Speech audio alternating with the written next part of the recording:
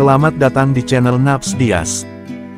Pada kesempatan kali ini, kita akan membahas sosok yang sangat berpengaruh dalam sejarah perjuangan kemerdekaan Indonesia, yaitu Haji Agus Salim.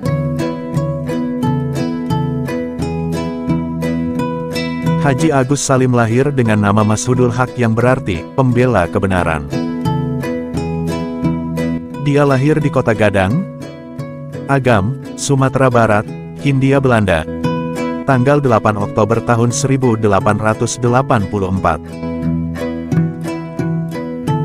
Dia menjadi anak keempat Sultan Muhammad Salim, seorang jaksa di sebuah pengadilan negeri. Karena kedudukan ayahnya, Agus Salim bisa belajar di sekolah-sekolah Belanda dengan lancar, selain karena dia anak yang cerdas.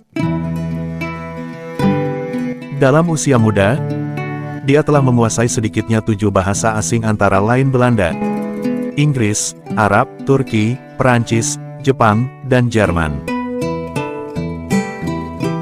Pada tahun 1903 dia lulus HBS Hogere Burger School, atau sekolah menengah atas 5 tahun pada usia 19 tahun dengan predikat lulusan terbaik di 3 kota, yakni Surabaya, Semarang, dan Jakarta.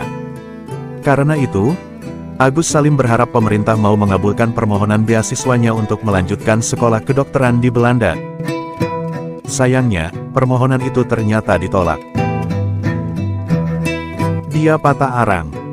Tapi, kecerdasannya menarik perhatian Kartini, anak Bupati Jepara. Sebuah cuplikan dari surat Kartini ke Ni Abendanon, istri pejabat yang menentukan pemberian beasiswa pemerintah pada Kartini. Kami tertarik sekali kepada seorang anak muda. Kami ingin melihat dia dikarunia bahagia. Anak muda itu namanya Salim. Dia anak Sumatera asal Riau, yang dalam tahun ini mengikuti ujian penghabisan sekolah menengah HBS, dan ia keluar sebagai juara. Juara pertama dari ketiga-tiga HBS. Anak muda itu ingin sekali pergi ke negeri Belanda untuk belajar menjadi dokter. Sayang sekali, keadaan keuangannya tidak memungkinkan. Lalu, Kartini merekomendasikan Agus Salim untuk menggantikan dirinya berangkat ke Belanda, karena pernikahannya dan adat Jawa yang tak memungkinkan seorang putri bersekolah tinggi. Caranya dengan mengalihkan beasiswa sebesar 4.800 gulden dari pemerintah ke Agus Salim. Pemerintah akhirnya setuju. Tapi, Agus Salim menolak. Dia beranggapan pemberian itu karena usul orang lain, bukan karena penghargaan atas kecerdasan dan jerih payahnya. Salim tersinggung dengan sikap pemerintah yang diskriminatif. Apakah karena Kartini berasal dari keluarga bangsawan Jawa yang memiliki hubungan baik dan erat dengan pejabat dan tokoh pemerintah sehingga Kartini mudah memperoleh beasiswa? Akhirnya, Agus Salim memilih berangkat ke Jeddah, Arab Saudi, untuk bekerja sebagai penerjemah di konsulat Belanda di kota itu antara tahun 1906 sampai tahun 1911. Di sana, dia memperdalam ilmu agama Islam pada Syekh Ahmad Khatib, Imam Masjidil Haram yang juga pamannya, serta mempelajari diplomasi. Sepulang dari Jeddah, dia mendirikan sekolah East Hollandse Inlandse School, dan kemudian masuk dunia pergerakan nasional. Karir politik Agus Salim berawal di Sarekat Islam, bergabung dengan Hos Cokroaminoto dan Abdul Muiz pada tahun 1915. Ketika kedua tokoh itu mengundurkan diri dari Volksraad sebagai wakil Sarekat Islam akibat kekecewaan mereka terhadap pemerintah Belanda, Agus Salim menggantikan mereka selama 4 tahun, pada tahun 1921 sampai dengan 1924 di lembaga itu. Tapi, sebagaimana pendahulunya, dia merasa perjuangan dari dalam Volksraad tak membawa manfaat, maka dia memilih untuk keluar dari Volksraad dan berkonsentrasi di Sarekat Islam. Pada tahun 1923, benih perpecahan mulai timbul di Sarekat Islam. Semaun dan kawan-kawan menghendaki Sarekat Islam menjadi organisasi yang condong ke kiri, sedangkan Agus Salim dan Cokroaminoto menolaknya. Buntutnya Sarekat Islam terbelah dua, Semaun membentuk Sarekat Rakyat yang kemudian berubah menjadi PKI, sedangkan Agus Salim tetap bertahan di Sarekat Islam. Karir politiknya sebenarnya tidak begitu mulus. Dia pernah dicurigai rekan-rekannya sebagai mata-mata karena pernah bekerja pada pemerintah. Apalagi, dia tak pernah ditangkap dan dipenjara seperti Cokroaminoto. Tapi, beberapa tulisan dan pidato Agus Salim yang menyinggung pemerintah mematahkan tuduhan-tuduhan itu. Bahkan dia berhasil menggantikan posisi Cokroaminoto sebagai ketua setelah pendiri Sarekat Islam itu meninggal dunia pada tahun 1934. Selain menjadi tokoh Sarekat Islam, Agus Salim juga merupakan salah satu pendiri Jong Islamiyeten Bond. Di sini dia membuat gebrakan untuk meluluhkan doktrin keagamaan yang kaku. Dalam Kongres Jong Islamiyeten Bond kedua di Yogyakarta pada 1927, Agus Salim dengan persetujuan pengurus Jong Islamiyeten Bond menyatukan tempat duduk perempuan dan laki-laki.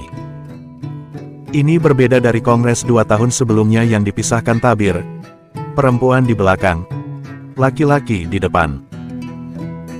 Ajaran dan semangat Islam memelopori emansipasi perempuan, ujarnya. Agus Salim pernah menjadi anggota Panitia Persiapan Kemerdekaan Indonesia (PPKI) pada akhir kekuasaan Jepang. Ketika Indonesia merdeka, dia diangkat menjadi anggota Dewan Pertimbangan Agung.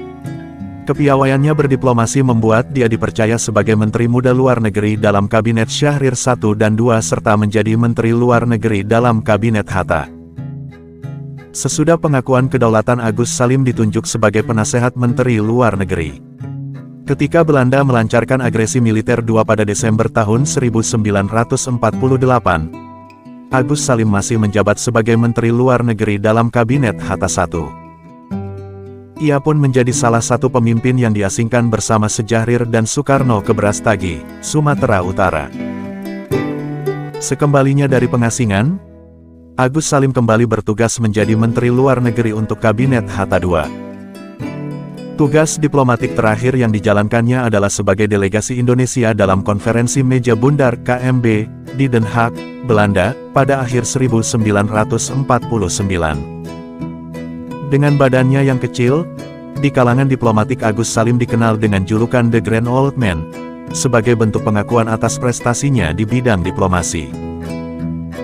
Sebagai pribadi yang dikenal berjiwa bebas, dia tak pernah mau dikekang oleh batasan-batasan, bahkan dia berani mendobrak tradisi Minang yang kuat.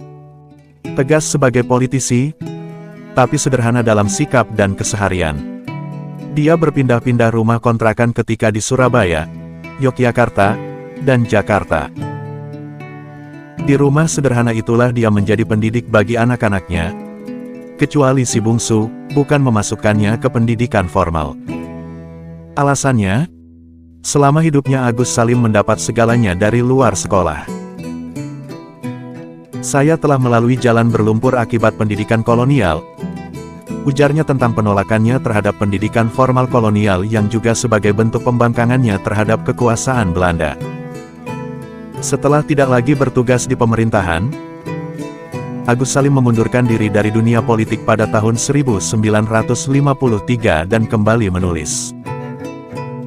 Pada tahun 1953, ia menulis buku berjudul Bagaimana Takdir, Tawakal, dan Tauhid Harus Dipahamkan, yang kemudian diubah menjadi keterangan filsafat tentang tauhid, takdir dan tawakal. Agus Salim wafat pada tanggal 4 November tahun 1954 dalam usia 70 tahun dan dikebumikan di Taman Makam Pahlawan Kalibata. Untuk mengenang perjuangan dan peran Agus Salim, ia dinobatkan sebagai Pahlawan Nasional Indonesia pada tanggal 27 Desember tahun 1961 melalui Kepres nomor 657 tahun 1961.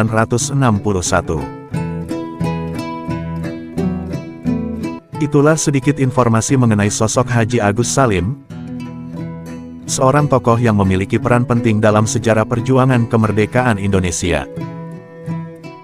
Semoga informasi ini dapat menambah wawasan dan memperkuat semangat perjuangan kita untuk membangun negeri ini menjadi lebih baik. Terima kasih telah menonton video ini. Jangan lupa untuk like, share, dan subscribe channel kami untuk mendapatkan konten-konten menarik lainnya. Sampai jumpa di video selanjutnya.